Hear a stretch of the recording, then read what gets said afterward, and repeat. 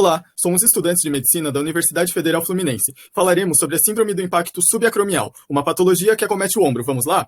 O ombro é uma articulação que permite grande variedade de movimentos, como podemos ver na figura da direita, e por isso tem menor estabilidade, sendo sujeita a inúmeras afecções, como por exemplo a síndrome do impacto subacromial, que é a lesão de ombro mais comum nos consultórios médicos, constituindo de 44% a 65% dos casos.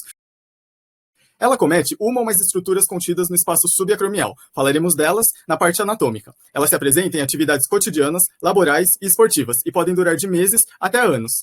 Ela tem grandes repercussões socioeconômicas, associadas a menor produtividade, maior tempo de afastamento do trabalho e, em alguns casos, perda da autonomia, com dependência de terceiros para os afazeres diários. Agora, Carol falará sobre a epidemiologia. Agora, com relação à epidemiologia da síndrome do impacto subacromial, nós podemos dizer que é a patologia mais comum na cintura escapular. Ela é presente em atletas e é mais prevalente no sexo feminino, sendo mais comum entre 25 e 64 anos de idade. Ela está relacionada ao uso excessivo do membro em flexão anterior ou abdução e ao uso de altas cargas.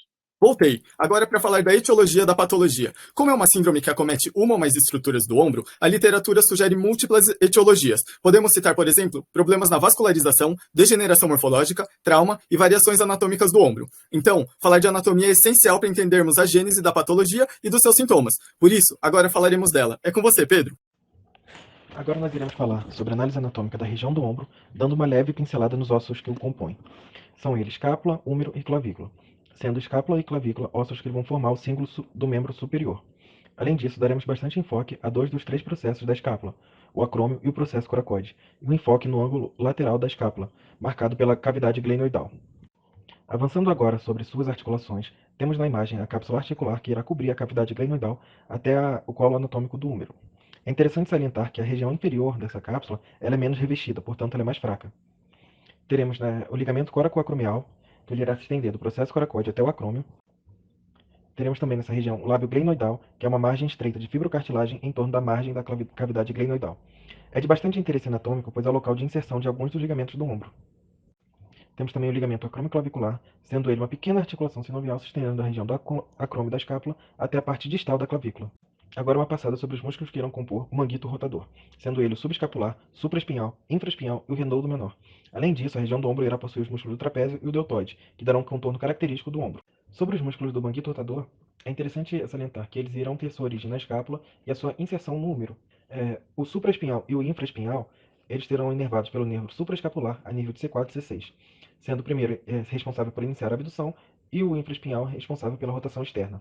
Além disso, o músculo redondo menor, que será inervado pelo nervo axilar, a nível de C5 e C6, realizará a rotação externa e o movimento de adução. É interessante salientar também que o músculo subescapular será inervado pelos troncos superior e inferior do nervo subescapular, a nível de C5 e C6, responsável também pela rotação interna da região do ombro. Agora eu vou detalhar um pouco mais sobre a abdução do ombro. O deltoide é o principal músculo que realiza esse movimento, mais detalhadamente a porção média desse músculo. Se o deltoide realizasse esse movimento sozinho, ele tracionaria, além da diáfragma do húmero, para cima, também tracionaria a cabeça do húmero, o que haveria a compressão de estruturas do espaço subacromial. Isso não acontece graças ao músculo supraespinal, que traciona, centraliza essa cabeça do húmero na articulação, e os demais músculos do manguito rotador, que tracionam inferiormente a cabeça do húmero, protegendo essas estruturas do espaço subacromial. Outra estrutura muito importante nesse espaço é a bolsa subacromial, que aprofunda o músculo deltoide e ao arco coracoacromial. Ela diminui o atrito e protege os tendões do manguito rotador. Uma inflamação dessa bolsa subacromial, pode indicar o início da síndrome do impacto subacromial, que é dividida em 3 estágios. O estágio 1, bursite aguda com edema subacromial e hemorragia. Se essa bursite persistir, o impacto também pode prejudicar a lubrificação, o que geraria uma tendinopatia dos tendões do manguito rotador, com uma ruptura até parcial desses tendões. E o estágio 3 é quando essa ruptura parcial dos tendões evolui para uma ruptura total dos tendões do manguito rotador, de alguns músculos do manguito rotador, podendo até incluir o tendão da cabeça longa do bíceps. Outro fator a ser considerado são as variações do acrômio. Há 3 tipos de acrômio: o reto, o curvo e o ganchoso. Quanto mais curvo o acrômio, menor o espaço subacromial. E também a relação entre a extensão lateral do acrômio e o início do impacto subacromial. Aqui nós temos um acrômio que possui uma maior extensão lateral. Quando isso acontece, as fibras do músculo deltoide, que têm origem no acrômio, percorrem um caminho mais vertical, fazendo com que essa força ascendente que o músculo deltoide exerce sobre a cabeça do húmero seja maior, o que estimula a compreensão de estruturas do espaço subacromial.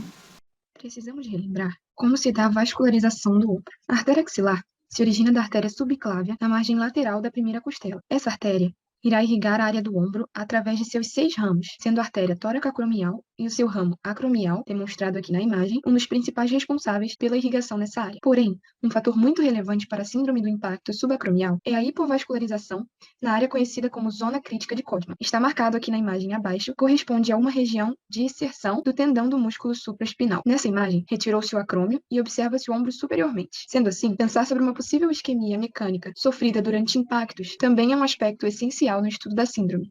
Outros possíveis fatores para o início do impacto subacromial podem estar relacionados, no caso de idosos, à cifose dorsal, a qual pode induzir a instabilidade da articulação glenomeral em sua amplitude de movimento e também da escápula, além da hipotonia muscular, principalmente no músculo supraespinal, podendo promover instabilidade glenomeral e translação cranial da cabeça do húmero, reduzindo o espaço subacromial e resultando na ascensão da cabeça do húmero em direção ao arco coracoacromial, como visto nessa imagem. Na imagem ao lado, vemos também alguns estágios da perda de tônus muscular, acrescentando a subluxação da cabeça do húmero superior pode causar bursite subacromial e rupturas da superfície bursal do supraespinal, devido ao contato acromial. No caso de populações mais jovens e atléticas, o impacto subacromial pode levar à lesão de estruturas anterosuperiores da articulação glenomeral.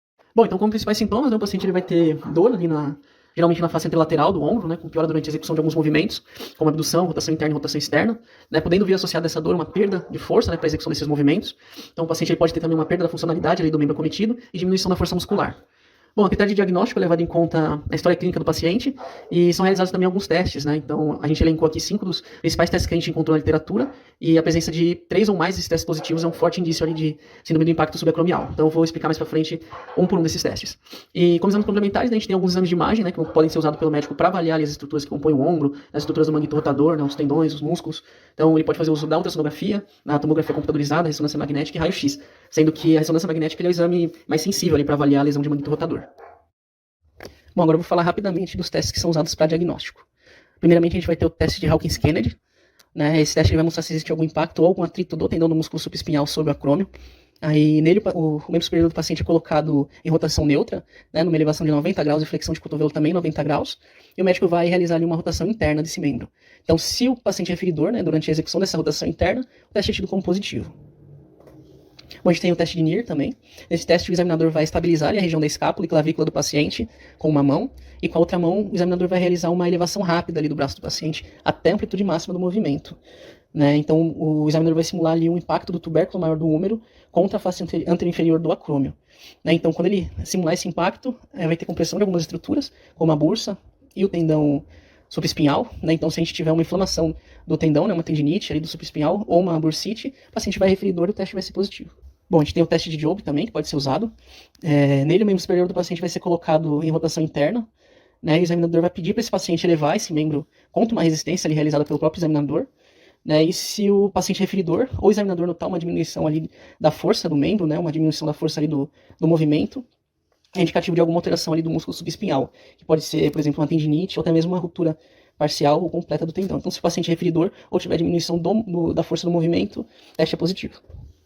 Bom, a gente tem um teste mais simples aqui também, né, que é o teste do arco doloroso. Esse teste o examinador vai pedir ali para o paciente elevar o braço ao longo do plano da escápula até a amplitude máxima também do movimento. Aí se o paciente é referidor ou tiver algum incômodo, né, entre aproximadamente 60 e 120 graus de elevação escapular, o teste é tido como positivo e vai sugerir ali impactação subacromial. Bom, por último, nós vamos ter o teste de resistência à rotação externa. Né? Então, nesse teste, o paciente com o membro superior ao lado do tórax vai fletir o cotovelo a 90 graus e vai realizar ali uma rotação externa contra a resistência aplicada pelo examinador. Né? Então, esse teste vai ser positivo se o paciente é referidor ou perda de força durante o movimento. Né? Esse teste ele vai indicar a lesão do manguito rotador, né? Mais precisamente da musculatura do infraespinhal. E lembrando que esses 5 testes que eu mostrei para vocês, se o paciente positivar para 3 ou mais, é um forte indício de síndrome do impacto subacromial. Em relação ao tratamento da síndrome do impacto subacromial, nós podemos dizer que o modelo conservador consiste em medidas analgésicas e anti-inflamatórias, mais fisioterapia, e a cirurgia é recomendada somente se o quadro clínico permanecer inalterado após 3 a 6 meses. Aqui nessas imagens podemos observar essas medidas das quais mencionei, e aqui nessa imagem a representação da videoartroscopia do ombro. Nessa cirurgia que eu acabei de abordar, realiza-se a descompressão do espaço subacromial pela remodelação da borda anteroinferior do acrômio ou excesso de curvatura acromioclavicular e ressecção de osteócitos acromioclaviculares ou do ligamento coracoacromial. Aqui cita-se alguns exercícios de tratamento para fisioterapia, como, por exemplo, pequenas abduções e exercícios proprioceptivos. nossa bibliografia. Muito obrigada.